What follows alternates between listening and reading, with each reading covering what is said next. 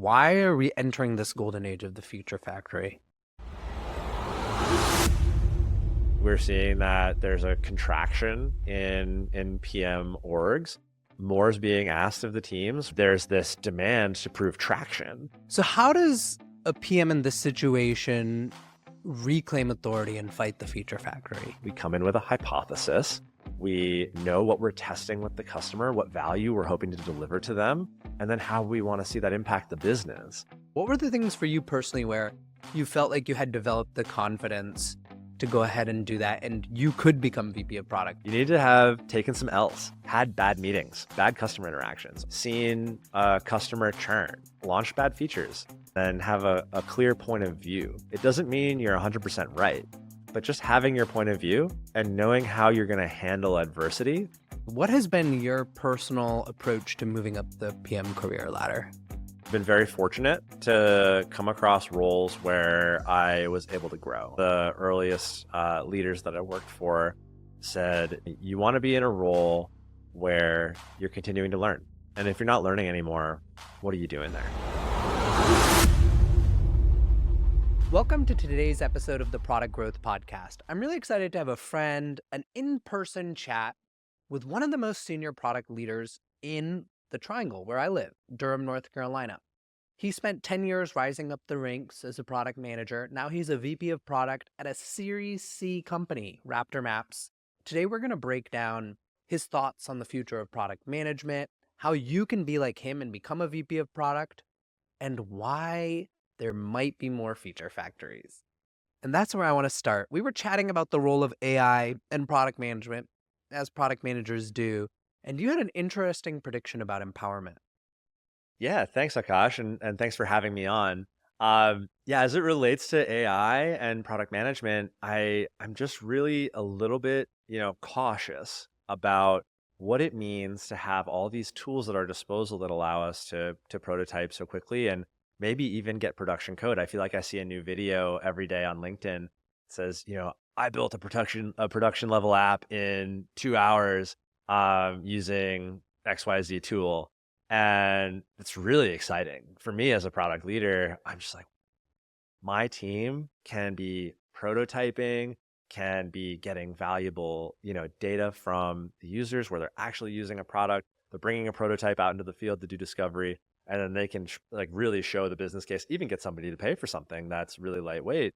Then I thought, man, there also might be this anti-pattern here. For years, we've been reading about the danger of feature factories where you have a founder or a leader or a really powerful salesperson who advocates for their pet feature or the thing that they have talked to one customer and they really want to advocate for getting pushed into sprint or into the roadmap.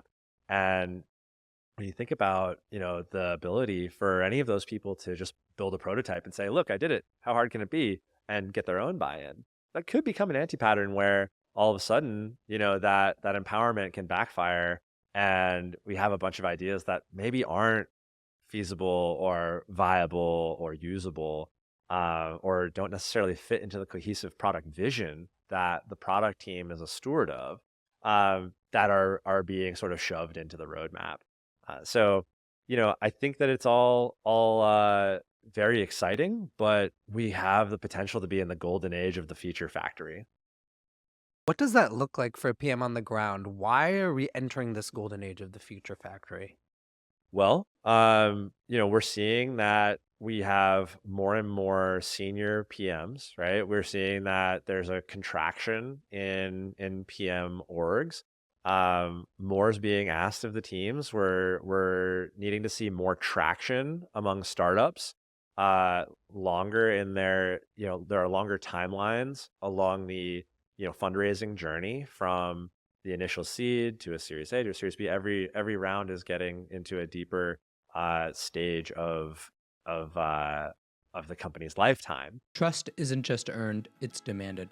Whether you're a startup founder navigating your first audit or a seasoned professional scaling your GRC program, proving your commitment to security has never been more critical or more complex. That's where Vanta comes in. Businesses use Vanta to establish trust by automating compliance needs across over 35 frameworks like SOC 2 and ISO 27001. centralized security workflows, complete questionnaires up to 5 times faster, and proactively manage vendor risk. Vanta can help you start or scale your security program by connecting you with auditors and experts to conduct your audit and set up your security program quickly. Plus, with automation and AI throughout the platform, Vanta gives you time back, so you can focus on building your company. Join over 9,000 global companies like Atlassian, Quora, and Factory who use Vanta to manage risk and prove security in real time. For a limited time, my listeners get $1,000 off Vanta at vanta.com/Aakash. That's vanta.com/AAKASH for $1,000 off. There's this demand to prove traction. And so part of proving traction is having a working prototype. And then part of having a working prototype and the benefit of that is accelerating the path to production.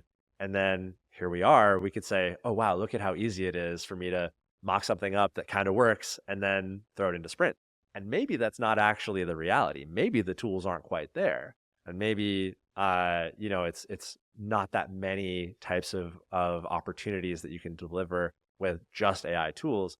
But the perception that that is true is the thing that could be dangerous. And when you look at founder mode and things like that, you could have a lot of leaders that are just really rolling hard with the AI tools and pushing it onto the product teams and undermining some of that empowerment that the community has worked so hard for.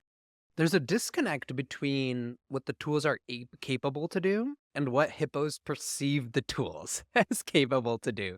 They perceive it as we should be able to ship a lot more. We should be able to prototype and do a lot more. And that could lead to more feature factories. Yeah, I completely agree. And one of the things that I've done myself is actually try to do it, right? Test out these tools and say, I'm seeing a lot of hype here.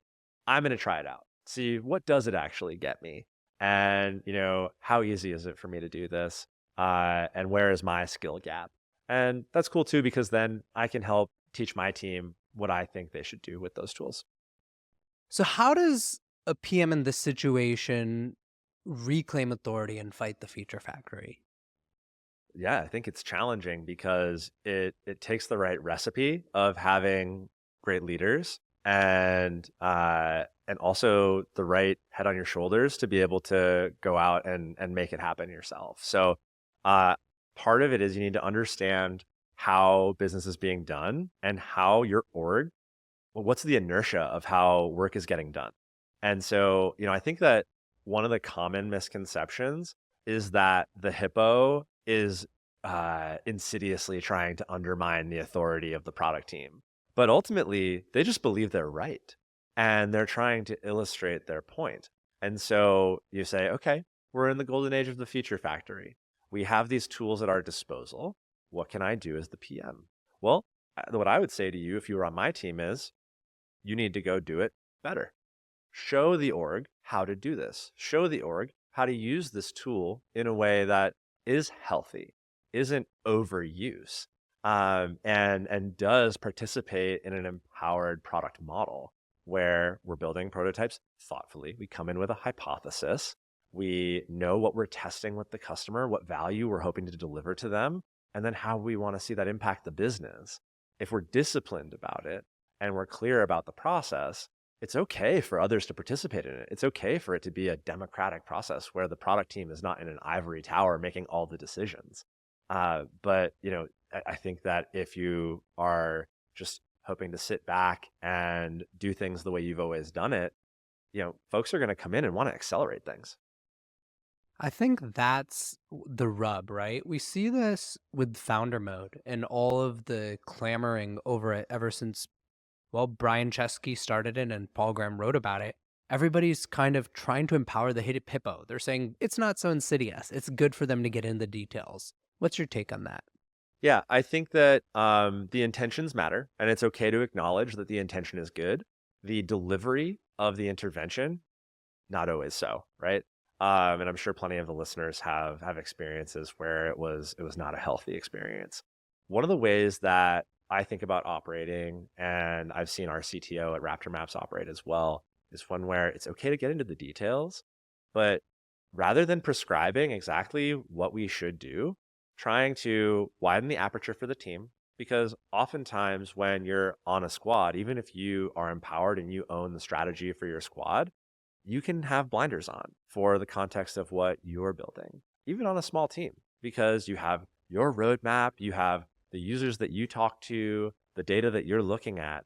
And part of my job is to provoke the team to think more broadly, think about the ripple effects of what they're building, and also remove bottlenecks for them.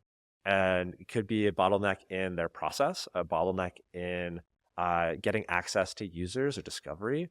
It could be anything. And so I think that is the right way for leaders to roll up their sleeves and get hands on, is to bring their superpower to the table, which is oftentimes their breadth of scope, and say, I know about this thing going on over here in the org that you don't. Let me help you gain more leverage with what you're doing so that you can succeed. That's the fine line that only some leaders walk well. I'm curious if you can share some stories from your own past where maybe a leader didn't walk it in kind of the ideal way we've just described, and then how you strategically and tactfully handled it. Yeah, I mean, I can tell you, there was one late night at a company that I was working at where um, the CTO was frustrated with a behavior of a dashboard, and it was a very friendly environment, but also one that had a lot of banter.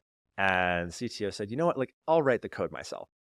And the engineer, it was 8 o'clock at night, stands up and says, fine, here's my terminal, give it a shot.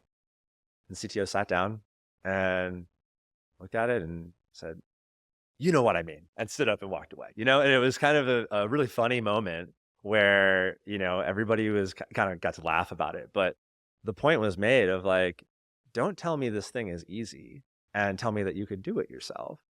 Use your skill set as a leader, your influence, to help me think the way that you're thinking. Help me understand where you're coming from so that I can then be intrinsically motivated to go do the thing that needs to be done. But also, as a leader, you need to accept that your idea may not be the best idea. And that's something that I've had a really great time discovering in my career.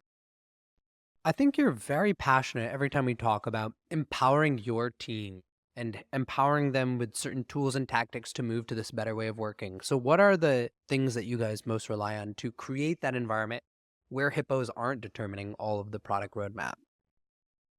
Yeah, well, one of the things that I've done and has been important to me since I joined the company. So, a bit about my journey at Raptor Maps is that I joined the company in 2020. I was a director of product at a local startup here in Durham, and we had gone remote. And was looking for a job and found Raptor Maps, and I'd seen that their Series A had been announced in a tiny little startup newsletter from Maine, which maybe is another topic of how to find your dream role in places you wouldn't normally look. But the role that was posted was for a technical product manager. And I was like, well, let me read the job description. And it was like, knows how to set a product strategy, knows how to build a process from scratch. I was like, oh, this is PM0. This is the founding PM. And so it was extremely attractive. I met the founders. I think I did 6 interviews in like 3 days, and it was an amazing process to get to know everybody. And obviously, it's worked out. But something that the founders and I, and this is an important part as a product leader, is finding that alignment with the founders of what your philosophy is for building product. And Nikhil and Eddie, our co-founders at Raptor Maps, have been tremendously supportive of having a product discovery led strategy where we are getting out in the field with our users, who are oftentimes like solar technicians. They're out fixing electrical issues. They're in high risk situations where you could be electrocuted and killed. You could be working at night. You could be doing all kinds of things. And so for my team, one of the foundational things that I did to help them be empowered was just socialize what an empowered product team is and the benefits you get from it.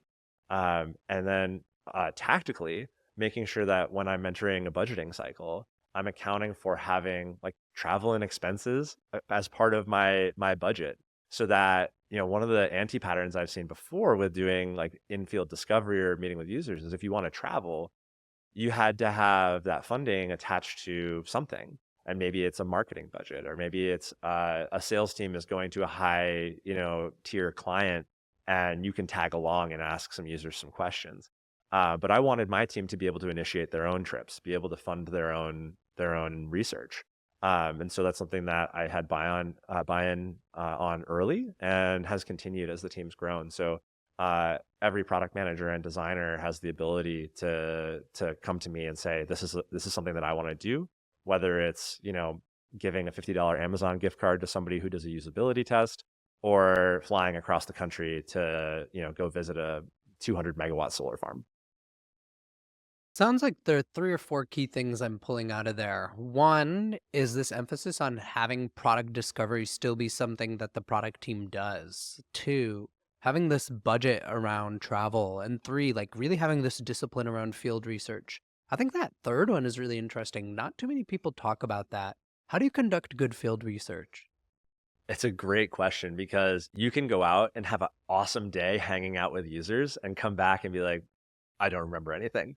So, especially because actually a year ago, yesterday, I spent a night shift on a solar farm in North Carolina, shadowing a team doing a ground inspection. And so, that was a really amazing experience. But you're out of your comfort zone. You're out in the cold. It is cold in North Carolina, especially at midnight. And how are you taking notes? How are you structuring those notes? And then how are you digesting them? If you're not careful, you could lose all the insight that you're gathering. So it's a great point. One of the things that helps, I think, is going in teams. So having either the product manager or the designer go together, or just some type of pair. But then you have to take good notes, then synthesize those notes, and then make sure that you're reporting back. It can't just live in your head. You have to make sure that you're bringing an artifact to the table. And of course, if you're being a good team player, that means you're also entering your notes, or at least linking out to them into the CRM, so that the sales team knows what's going on as well. Because one of the things that I've seen as, I think, just to pause for a second, one of the things that I've seen as a concern from sales orgs is, well, the product team can't talk to the customer. We talk to the customer. But, I find that sales discovery and product discovery are very similar in many ways, right? You're uncovering needs, but the difference is the intention and the goal. A sales conversation is about uncovering a need that I can solve today with something I can sell you. A product manager is going to pull on every thread that comes up where you find an opportunity that could go into your OST, right? Say, oh, what's that opportunity? What's the outcome you're driving at? What are possible solutions? How are you solving that today? And it could be something that's not even close to being on your roadmap, but you want to pull on the thread to find out if that's the next big opportunity. A salesperson's not going to do that, because that doesn't help them close today. And that's not a knock on them. That's their job. And so it's really important to be able to have bring things to the table, be clear about the context for the salesperson, so they can use that when they have conversations. It makes them look smarter and more well-informed and better researched when they're in conversations with the customer, and help them close deals today or this quarter or this month. And then also gives you the latitude to have the conversations you want to have. You mentioned OST, and that relates back to the discovery point. It sounds like you're using opportunity solution trees in your work day to day. Yeah. I love the OST framework, partly because it's actually mostly because it's so high leverage. I think that Teresa Torres just built an amazing framework that gets at the core of a lot of what we're doing, right? So you find the outcome you're driving at, and that's the ultimate thing. And there are so many different opportunities. That idea that there's a one-to-many relationship between a business outcome or a user outcome and how you can get there. It's choose your own adventure. And then even within those opportunities, you have so many solutions that you could build and how you would test them, right? So that's something that we use across the team. It's one of our sort of core frameworks, because it can be squishy, right? Because something's on the OST does not mean it's on the roadmap. It's just something that we've found out, and it makes sure that it's not lost in meeting notes or research notes. It's a core text. And it's a visual one too, where you can get a feel for how much research or how much work has been done just by looking at the OST. I'm a huge fan. How do you guys visualize it? What tools do you use? Where do you document the learnings that are going on in your OSTs? Hmm. In terms of like which software tool do we use to document the OST? Um, as a fully remote team, we use Miro as a virtual whiteboard, right? So, but it doesn't have to be. My biggest thing is that it needs to be flexible. If we were an in-person team, I would want it to be on like the biggest whiteboard in the world, right? Where we can all have a team meeting and be in its presence and just remember the context that we're operating in. So, Miro's good. I think that FigJam is really good. I used to use InVision Freehand, and then that got acquired by Figma. So, yeah, there are plenty of tools out there. How does it come into play? Is the PM using it in their sync with their trio to decide what they're working on? Are you using it in your product team meetings to decide what you're strategically focusing on? When does it actually come into play?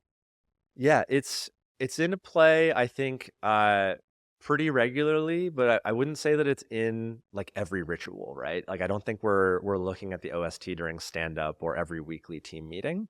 It's more like we're revisiting our strategy, or we're doing a strategy check-in, or we're doing a broader sort of roadmap check-in. And we're looking at, what have we been working on? Where are our assumptions? What have we validated or not validated, and how are we tracking? And also, what are some opportunities that maybe we haven't been touching for a while, and check in on where those are, and maybe we should be bringing them into a planning cycle and testing them out. So, to close up on this golden age of the Feature Factory, we talked about discovery and we also talked about budgets as that second area. Talk to me a little bit about how much it costs to do this field research. It really depends. You can spend as much or as little as you want. So, for example, like if you want to do everything virtually, um, you could. Uh, Personally, for my team, being physically in person with the user is very important because you feel the context. And when you have these informal conversations, they open up a lot more. That was my experience back at Mark 43, where I was doing hours and hours of ride-alongs with police officers in urban areas. And it's true at Raptor Maps, where we're out with solar technicians, or in a real-time operating center, where you have a 24/7 essentially like command center where solar farms are being monitored for any issues. So you get to really feel the pressure that the user is under.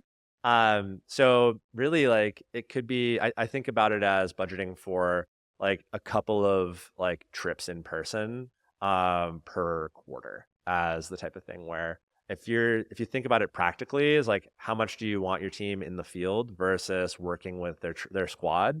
I don't necessarily want my team on the road, 4 weeks a month.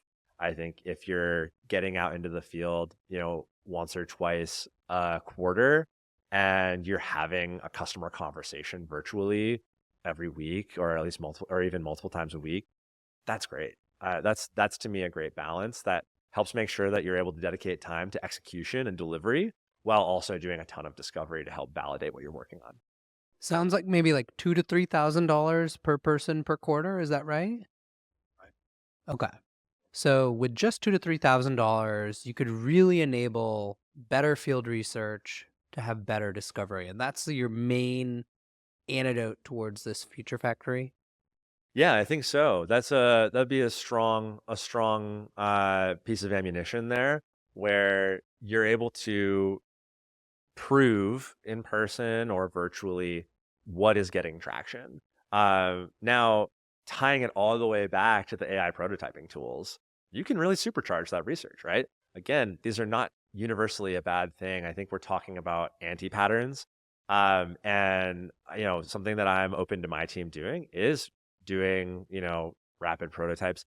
I think though that I don't need a working prototype to be able to prove that something is usable and viable. I think that a traditional Figma prototype, where you can have it on your phone and the person can get a feel for the interactions and understand the value, certainly can give us the data we need.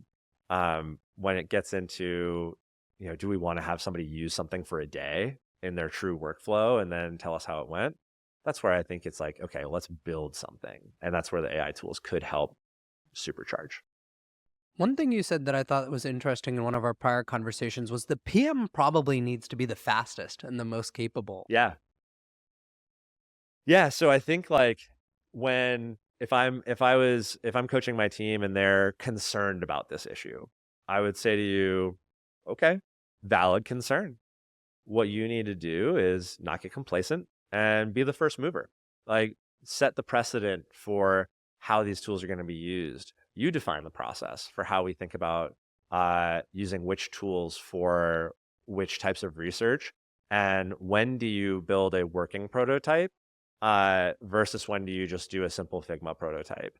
And that you can use the same rule of thumb as you would for building with an engineer as you would for mocking it up yourself. And I think it's important to keep in mind because these LLM-based tools do use a ton of compute, and that does have real implications for energy consumption. And we actually try very hard to be a climate-minded product organization where we're building product and we're operating as product managers in a climate-conscious way. Let's move to that topic, the impact of AI on climate. I don't hear too many people talking about that. What do you think is the impact of AI on climate, and how should we be changing our behavior? Well, I think that it's happening. So I don't think that anything's going to undo the rise of AI. But the small ways that we use AI or we integrate AI into our daily lives matter. So, for example, a ChatGPT query uses like 10x the energy of a simple Google search. Now, Gemini is included in all simple Google searches, so I'm not sure how true that is anymore. But when you think about, okay, well, how do I want to change my behavior in response to how the technology is now behaving? It's like I used to be driving a RAV4, now I'm driving a Hummer and not the EV kind. So I will think about, well, when I drive to my destination, I'm only getting 8 miles to the gallon. I want to make sure I'm taking the optimal route. So if I want to use an LLM, I'll make sure that, and we talk about prompt engineering all the time, all the more reason to have a clear prompt and don't use ChatGPT like you would use Google, right? It's like not, is my restaurant open right now? It's like, give me the top 10 restaurants in Durham, North Carolina, informed by reviews from the last 30 days, right? Like if it's something that would take you 10 Google searches, that's the way to do it. And you can apply the same thing to doing market research if you're going to be automating your PRD writing, things like that. How do you use it such that it is 10xing your productivity? Because you are taking 10x the energy to do that thing. What are the main use cases you advise your PMs to use AI? Yeah, for my team, and for my own preferences, I definitely use it for market research, just to help with, like I said, like how can I speed up the number of Google searches? And really, I one of my preferred tools is Perplexity because of the ease of which it comes up with links and drives you to source material. So and I think you wrote very astutely recently about how when you're integrating AI into your workflow, you want to make sure you take the AI out. To me, it's like it's all about helping you get to the source you need faster. And then you have to do the work yourself. We're not automating ourselves out of a job. There's still reading that needs to be done. Like ultimately, you can find the source, but you do need to read it. You do need to understand it. It's just about making it as efficient as possible to get to that destination. Now, where I want to shift to is we're out here in the triangle. The tech scene here, it's quiet, right? It's not San Francisco or it's not New York. What is it like being a product manager in an area like this? How do you think about strategizing for career growth? Yeah.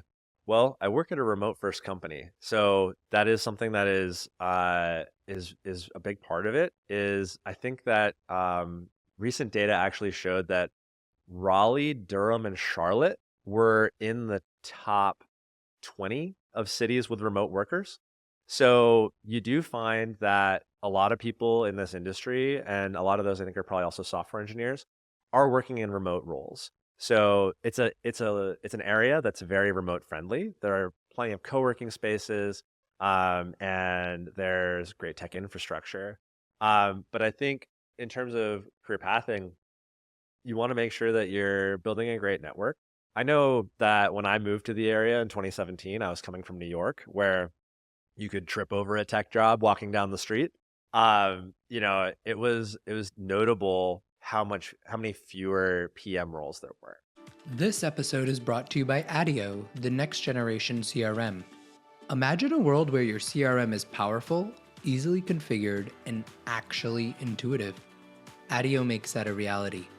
As I've profiled in the Product Growth newsletter, setting up Adio takes less than a minute, and within seconds of syncing your email and calendar, you'll see your relationships in one place, enriched with valuable data, including things like relationship strength. Adio lets you build Zapier-style automations, create powerful reports, and works for any go-to-market motion, from PLG to sales-led. Adio is designed for the next era of companies like yours. And companies like yours shouldn't have to deal with inflexible, one-size-fits-all CRMs. Join industry leaders like 11 Labs, Replicate, and Modal. Head to adio.com/product growth and you'll get 15% off your first year. That's attio.com/product growth. But I think that, and I think that the class and type of tech company here, the biggest tech company down here was probably like Red Hat, right? But now we've got Pendo, right? Now we've got some that are rising, and there is a cool startup scene. Something that I think is interesting about this area is the startups that are here are maybe smaller, but it doesn't mean they're any less cool, right? Like they might not be a unicorn, although we do have our local unicorns. But they're solving a problem. They might have really talented people, but the folks that are leading them, have varied backgrounds from what you'll find in the Bay Area or New York. It's not like you came up through, the same programs and it's like this commodity feeder system. It's something I really like and something that I really enjoy about the talent here. And I've brought into my own view of talent acquisition and recruitment because there are so many people here. When I came in and started working here, a lot of the engineers that I worked with had a different career first, and they had gone through boot camps and they had really dedicated themselves to becoming software engineers. And one of the engineers I worked with had been a VP at a commercial bank for like 10 years before just being bored with it and wanting to go be a software engineer. And he was a great software engineer. And what's really cool about that, and I find this in any role, whether it's a designer, product manager, or a software engineer or whatever, when you've gone through the process of becoming a solid professional, just someone who can show up to work, listen, be an adult in a meeting and do a job, whatever that job is, that's really valuable. And then they come in and they're whatever level they are, entry level, mid level, senior level, that's a superpower, right? Of like you are contributing at whatever level you are. And you have this diversity of experience that you can draw from just as a human. That makes a really cool fabric of a company, a team, a company, and then ultimately our area. So super vibrant. What I'm hearing, though, is that you need to be willing to work at startups. And that to me is the advice I often find with people is like, you're not going to find your established thousands of companies that are public that are hiring in a given area. And so part of it is the game, I think, when you're in a B or a C location, whatever you want to call it, is an openness to a smaller size of company. Yeah. And I think that that's something where if that's the type of person you are, that can be fine, right? And or at least starting there. So for example, for me, I've worked at, companies that were sub 20 people a couple times as the first product leader or the first product manager. But then those companies have grown, right? So like you're jumping on a team and then it's growing in trajectory. And so I think, you have to be smart about what are the types of leaders that you're meeting, like being discerning about the opportunities that you're entertaining, and just having a great feel for what you're going to be comfortable doing for a number of years. So to share a little bit, at my last job, like I had a pretty long job search where the quality of life at the job was pretty good. I was learning, I was growing as a PM, but I knew it wasn't where I wanted to be for a long time. And I interviewed a lot. but I would sometimes go for months without an interview because I was picking and choosing. And so, I think something that you hear a lot is you want a job search from a job. And I think one of the things I would say is, especially in an area like the Triangle, put yourself in a position where you can be patient as well, and proactive, because there's nothing like searching for a job in an emergency. Like that sucks. And you want to be in a position where you're okay with walking away because you just get a bad feeling about the company, or you had a bad conversation with the interviewer and you're the one who wants to push away from the table. Yeah, I had a conversation recently with somebody who they joined this local startup, and the day they joined, they realized that the financial situation was a lot worse than what they had thought. Luckily, they could just walk away from that job because they were still interviewing with the other places they were interviewing at. So they were still able to get another offer. I think you have to be a little bit different with your job search in a small market with smaller companies. Yeah, and I think what's interesting too is, especially looking at the Mang folks that might be transitioning to smaller orgs, you read about, and I've never worked at a Mang company, so and I've had a fine product career, and you read about how at a Mang company, your individual percentage points of growth move the needle quite a bit for the company, but you're operating at a different scale there than you are at a small company. It's a different gig in many ways. And so that's another thing to be conscious of. If you're somebody who's working in one of those roles, you could be really crushing it. And then you could say, oh, I'm going to move to a smaller town. I'm going to take a job in an early stage startup. You might not like it. It might be very different. You might have to change the way you operate. And that's part of it too. I think people underestimate how much cheaper it is, though, in an area like this. I don't know what it felt like for you in New York, but when I moved from San Francisco, my spending was cut in half. My rent was about 40%. Most of my food was like 60%. But then all the services and amenities, like your gym and stuff, is also like half the cost. So in the end, like high cost of living versus low cost of living can be almost a 2x difference. And that means you can earn half as much too and still have the same standard of life. Yeah, and I mean, we're kind of talking about how awesome it is to live in the Triangle right now. There's also so much to do. It's fantastic. It's all very accessible, like you're saying, both financially and then geographically. Yeah, I think when I moved from New York to Durham, I went from renting a 1 bedroom walk up, which was awesome, great deal in a great neighborhood in Brooklyn, to renting like a 3 bedroom house for I think like $50 less per month in rent. So it wasn't the decrease that you spoke about, but it was still a great increase in quality of life. But it's all about what you want, right? One of the things that, there's a great food scene, but it's not like you have 100 different sushi places. The density isn't the same as it is in a major city, but it's about the life you want to have. Yeah, you might have to accept some sacrifices if you're a true foodie. That's fair. So, when it comes to moving to these smaller markets, as you said, you might end up being the founding product manager. And a lot of people are scared of this idea of coming in as the first PM. What do you think about that? Is it truly a scary role to be the first PM? uh, I know that for me, the first time I was the first PM, I was just like so happy to be there. I was ready to join a startup. It was my first startup. I'd worked in fintech, and I really wanted to be in a role where I was able to be, doing research. And actually, my first PM role as the first PM was after I had been hired as the first UX designer. So I had been in a hybrid PM and UX role, working in fintech, and then I was like, I really want to lean into design. And so I joined the company. I was the first UX designer, and then a director of design started the week after me. And the choice was I could either be the first PM or I could be a junior designer.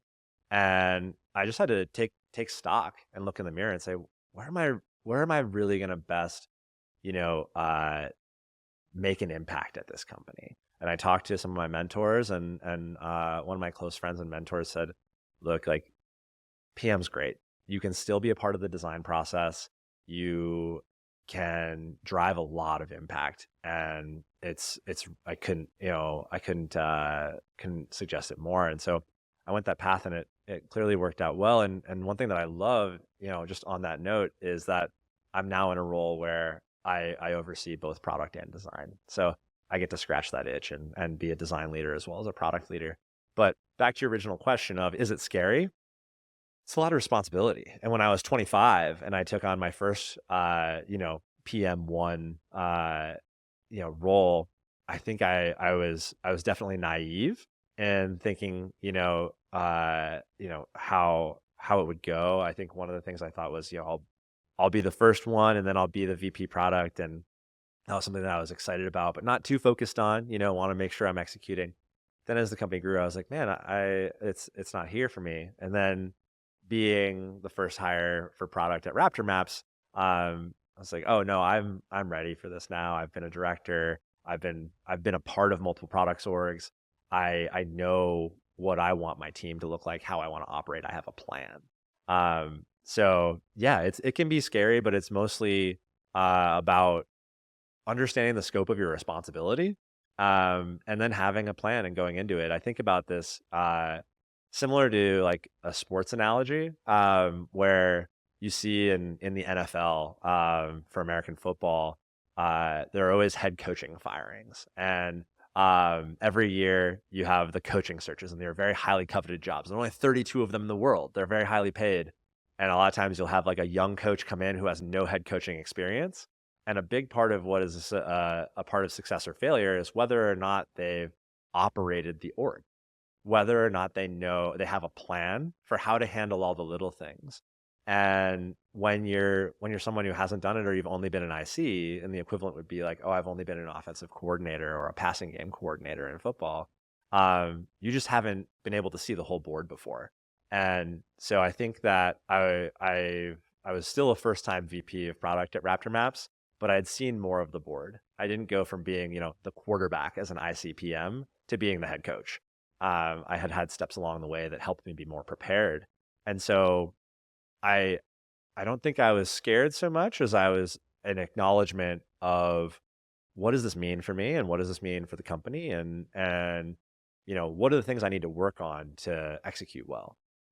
I think that's the key point is a lot of people feel they may not have had the full ability to see the board yet. They might not be able to come into that founding PM role and succeed. So what were the things for you personally where you felt like you had developed the confidence to go ahead and do that and you could become VP of product? Because one of those moments of vulnerability you just shared, which most people don't, is, well, maybe I wasn't ready at the first place.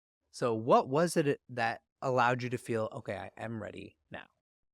I think a big part of it, and like this is something that 25-year-old me would have hated to hear me say, is like, you need experience. You need to have taken some L's. You needed to have had bad meetings or bad customer interactions or seen a customer churn or launched bad features, and tried things in process that didn't work. And then have a clear point of view. It doesn't mean you're 100% right, because I think the right product process is always company specific. But just having your point of view and knowing how you're going to handle adversity, and also how you're going to work with others. Because a big part of being product leader is not just leading the product team, it's working with the other leaders of the company. How do you work with the VP of sales? How do you have conversations with the VP of sales or the CRO, the head of marketing, the head of operations, the CTO, the VP of engineering, the CEO, all those people? And even like, how do you plan to build your org? All those things I think take time to figure out. And some people might figure them out on the job in their first shot, and that's fine if they have that opportunity, and that's great. Others, I think I'm one of them, where I've picked up bits and pieces of those opinions through research and firsthand experience. One of the things that I find about people who do well in startups is they're willing to take on lots of different responsibilities that might not be exactly within their role. Can you tell us some stories of how you've had to really roll up your sleeves as a startup PM? Yeah, I always describe the startup PM role, especially being the first PM, as you wear so many hats. And I actually hate that analogy because I think it's really overused. But I think about, as the company grows, you need to delight in being able to give the hat away, right? But not just throw it over the fence, but make sure, hey, let me make sure this hat fits so gently on your head and you know how to roll with this. And maybe that's giving responsibility to your team that you've hired that are now ICPMs, and you're divesting yourself from knowing everything about every story that's in Sprint, and you're being okay with setting direction and being transparent and things like that and letting them cook. The other part could be saying, when I was at Mark 43, for example, I was the first non-engineer at the company. And so one of the things that I did that was like, quote unquote, not my job, was I wrote the first version of our user guide, which was like tons and tons of pages. And I was just like, I would come home from work, like 8 o'clock at night, and then I would just like pop something on TV, and I would just be like writing user guide until like 1 in the morning. And that was something where like you do, to quote Brian Chesky, who we spoke about earlier in founder mode, doing something that doesn't scale. What doesn't scale is having your product manager be up all night all the time, but also up all night doing something that shouldn't be their core responsibility. But what I took away from that was you do want a connection between the product team and the support team. You do want a connection between your product managers and the people that are doing the definition of what we're building and why we're building it, and have the connection with the users, and the people that are going to end up supporting those users. If you can tell real stories, then that can give context to the people that are going to learn how to support this product long term. And so how do I operationalize that? A big part of that is having an internal wiki. So like you have your PRDs, which are all about generating the work and doing delivery. But then after delivery, is your product that you actually shipped exactly what was in the PRD? Usually not. And so you can't just say to the support team, here's the PRD, make your, Knowledge Hub article based on it. No. So I started doing this when I was at AdWorks, and I've continued for my team to do this at Raptor Maps. It's really important that we write the internal wiki that has a lot of the like internal strategy of why we built this thing the way we did, the users that we expect to use it and have great success, and the outcomes we're looking for from them, and then how the product is supposed to work, and even known issues. That's not something you're necessarily going to put on your Knowledge Hub. What do you use for the internal wiki? Just any of our normal document management software. So, Okay, Notion, Google Docs. Do you have a preference? We use Google Docs for document management, and then we actually use Notion for our roadmap. Okay, got it. What other tools do you have in your stack, your product stack? Yeah, Mixpanel for analytics, which one of the fun shifts of becoming a product leader has been becoming the decision maker for like what tools we use. And not because I like want the power, but because as a PM, I don't think you grasp the feeling that a decision maker can have of being happy to spend the money on a piece of software. And I think when you have product market fit, it's not just like, there's an aha moment in your growth loop. It's like the DM is like, yeah, spend the money on that product. It's great. And Mixpanel is one of those things where I've really loved working with it, and it's fantastic. So Mixpanel is great for analytics. We use app queues for in-app guides and tracking NPS. We use Notion, as I said, for road mapping and some other things. Google Docs for document management. Gong for sales calls has been great. So good. And yeah, I actually had a friend who was a former salesperson that I worked with who wanted to start a company and was like, yeah, it'll be this as you described it. And then like Gong came out like the next month. And I was like, oh, I guess we missed it on that one. So yeah, huge fan of those tools, because ultimately they bring a great mix of quantitative and qualitative data to my team. And then also, are really flexible tools for us to document and run our process. So we talked about two elements of being a founding PM. The third element I want to talk about is dealing with founders. Can you tell some stories of how you've dealt with founders? What were some tough situations and how you resolved them? Yeah. Um, I'll start with, because I've been very, very fortunate to work with some amazing founders. And very bright people that are very passionate about the mission that they're building for. And that's something that I look for in a company is I like to work at a mission-driven company where everybody that works there is rallying around something that is frankly pretty altruistic, beyond just wanting to grow the company. And that's just for my personal value system and what drives me. Um, so one of the things that I learned from Nikhil, our CEO at Raptor Maps, was I was in a meeting with him where there was a really tough conversation, and I asked him after the call. I was like, "How did you not lose your mind in that meeting?"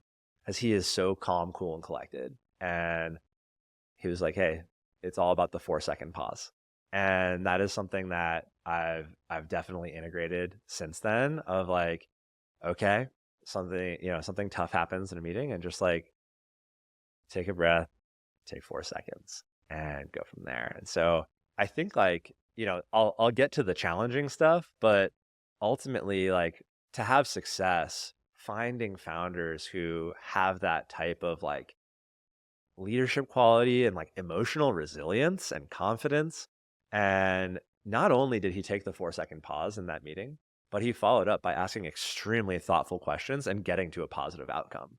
And I was just like, I will follow you anywhere. Yeah. So I have one example here for you would be I was working on a pretty groundbreaking product that was like a pet idea of the CEO and founder of one of the companies I worked at, and it was just very much like a top down. I have a vision. I believe this is game changing, and this was pre-pandemic, before the streaming boom, but when connected TV was growing, and the idea was to create like personalized TV ads for like small business owners or real estate agents or insurance agents. And really cool idea, right? You essentially have dynamic creative, but also it's like a self-service workflow. So you're going through this funnel. You can find your creative. We went out and we actually produced original commercials so that we had licensing rights, and then target in a really granular way for like a local business owner where you want that to air, and it will air on Hulu and all the all the ad networks, or all the video streaming ads, all the connected TV providers, so that had ad space. So not YouTube videos, but like the equivalent of YouTube TV. So like your Pluto, Tubi, Hulu, all of those. So meant to be almost like the digital version of like cable ads, and really exciting thing. And basically, I was told, this needs to be done, by June, right, of next year. And so I worked with the team. We came up with a roadmap. We It's one of the best sort of like waterfall projects I've ever executed, in terms of the team being able to come up with really good estimation, and we worked our butts off. And there were some really heroic efforts, some really incredible innovations that we came up with to get there. And we ended up shipping on June 30th. And I got such a hard time about missing the deadline. And he's like, well, I meant by June. It's like, well, it was in June. 30-day difference on a completely 0 to 1 product that took 9 months to build was something that was pretty frustrating to hear. Like, not wow, like that was a pretty high bar that I set for you, and you guys reached it. But ultimately, in that situation, as the product leader, you just have to, accept the feedback. Like, hey, I understand you wanted this sooner. You're excited about your vision, and I'm proud of the work we did. I know that what the team did was really hard, and we achieved it. And we ended up with a really positive launch, and that product did quite well. In the end, was he happy with your work on it? I think so. Yeah. Yeah. Nice. So now you're not just founding PM, but you're the product leader. You're leading product and design. And I know that you spend a lot of time recruiting, and you're recruiting remote talent. I want to hear about some of your lessons of how can you recruit good remote talent today? Oh man, yeah. One of the biggest things I've found, and I do this by I find inspiration by looking at job posts from companies I admire. So one of the companies that I saw that does a good job of this tactic is Apollo, where to guard against, I think, heavily like AI generated or submitted applications, adding friction to the funnel. And I'm very fortunate to work at a company where people want to work. There are so many applicants that we get for our roles. And for a company of our size, it's pretty disproportionate. Where when I've worked in fintech in the past, you had to go to college career fairs. You had to really sell the company sometimes, and find the right people who were motivated to join the company. But you're working in climate tech, you're remote, it's a cool place to be, and there's a mission that people get behind. Like we have no shortage of applicants, and I'm very, very thankful for that. And so it's really tough when you get applications that feel like a bot submitted them, or somebody just didn't put care into it, And I've read your book on how to get a job in PM, and I think that there's a lot there where you love to see people do follow those tactics in a way that tells me who they are, right? Like when those tactics are employed well, it really does help because it's ultimately I don't want to turn people down. Like my goal is to find the right person. And some of these hiring decisions are really hard. There are so many tremendously talented PMs out there. So one of the things I do is put questions out that are hard for AI to answer. And one of the ways you can do that is by making it personal. It's like make a quick question, and maybe even as a substitute for a cover letter, like that might be similar to a first round interview question. Like, tell me about a time you did X, right? Because if you can't ask ChatGPT to make up an example for you, and if you do, I'm gonna figure it out pretty quick that you didn't do that thing. So that's the big piece. And I have seen that even just the application rate drops down when you have qualifying questions. It's sort of like reverse product growth, where it's like, I want to add friction because I want less conversions. Yeah. So you're adding friction into your process. What does your interview process look like? What have you learned about picking out the right people in interviews?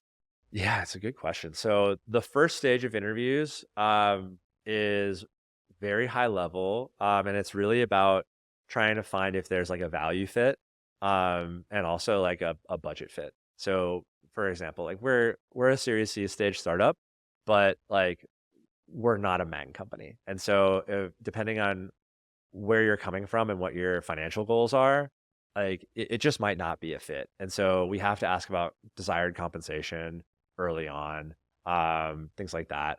But also like try to figure out what drives you, and like truly like do you align with our core values as a company? Do you want to build what we're building? Are you interested in the role and just sort of the subject matter expertise? Then there's you speak that's like with a recruiter, and then you can speak to a hiring manager. I do like to give a lightweight take home just so that we have something of substance to talk about that doesn't rely on your experience. And I find this is something that really helps me run an inclusive recruiting process, because if you have never worked at a company where like maybe you're not very proud of what you've worked on. You've had some tough roles. You graduate from college in a tough job market, and you've just been doing like found a job to help pay the bills. I don't want to hold that against you. So I want to see what does your original work look like. And I've gotten pushback on that from applicants, and they say, "Well, I don't work for free." It's like, okay, well, like this is about us having a fruitful conversation and me learning about you and how you think. So I do like to sort of ask like, how do you like to operate? But then also show me how you operate. And then after that, we do a virtual onsite, that is, has like a product sense and analytics, and like a case presentation component to it. And then we have some more like behavioral interviews at the end. So it sounds like a lot, but it actually moves pretty quick. And I've gotten really good feedback from candidates, that they've felt like it was a respectful process of their time, and that they actually, even if it doesn't work out, feel like they learned something from the process. Do you give people feedback on how they've performed?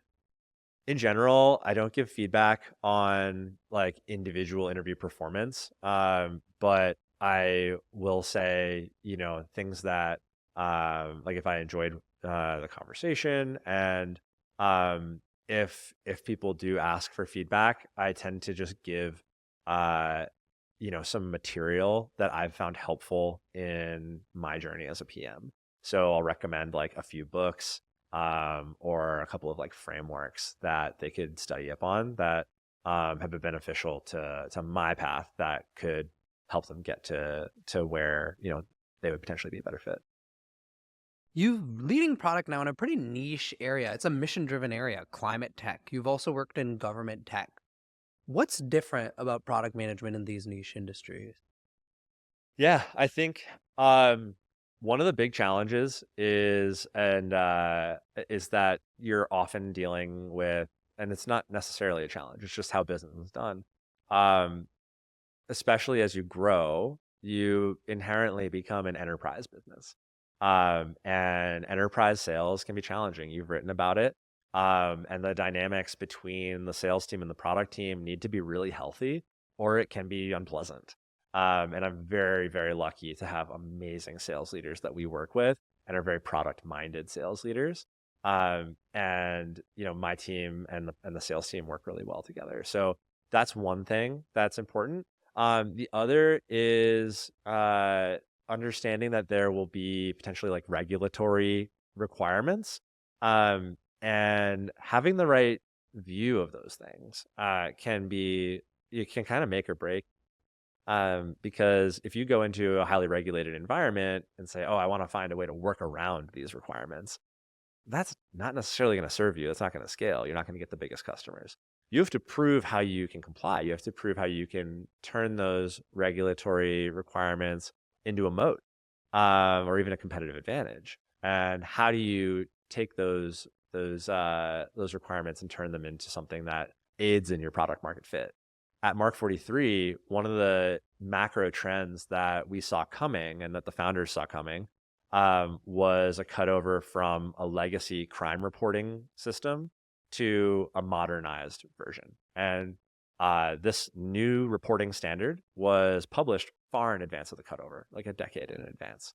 But none of the tech providers had retooled so that it would be a seamless transition, and nobody had an answer for how they were going to cut over for reporting crime in the old way to the new way. And so we designed the Mark 43 product from the ground up to be compliant with the way of the future. Now I want to talk about how the heck you became a VP of product so fast and so successfully. What has been your personal approach to moving up the PM career ladder? Yeah. So I think that I've been very fortunate to come across roles where I was able to grow. And that's something that I've always been very thankful for. And one of the earliest leaders that I worked for said, you want to be in a role where you're continuing to learn. And if you're not learning anymore, what are you doing there? And so I've always looked for roles where just organically I can learn something. And also, my dad always gave me the advice as a kid where if you can find a job that doesn't feel like work, you'll always be happy in your job. And part of what I've realized makes me happy in my job is believing in what I'm doing and like a foundational way. So that's why I've chosen to work primarily at mission driven companies. But I've always, I guess, gravitated to organizations where even if they're small, I'm going to have a big impact. And I think that's just because I naturally like a challenge and like to go after a big kind of like hairy problem. I think that's also why I've gravitated to like regulated industries, because I believe that you can have really high quality software products in those industries, and the users that are operating in those contexts deserve them. They are doing dangerous jobs that are highly physically and emotionally taxing. Whether you're a police officer or an electrical technician on a solar farm, those are really tough jobs, and your safety matters, and the tools shouldn't be hampering you in that way. So that sort of like core value system is one of the things that I think has been an asset to me and allowed me to perform at a high level regardless of what company I'm at. And I think that I've always just had a drive for wanting more and wanting to help drive the decision making and asking questions. One of the founders that I previously worked with, told me, he said, something that's great about you is you speak truth to power. And I wasn't sure if that was a compliment or not.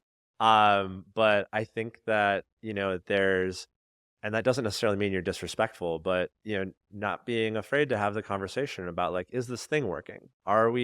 Should we be changing the way that we're building product or selling product or marketing product?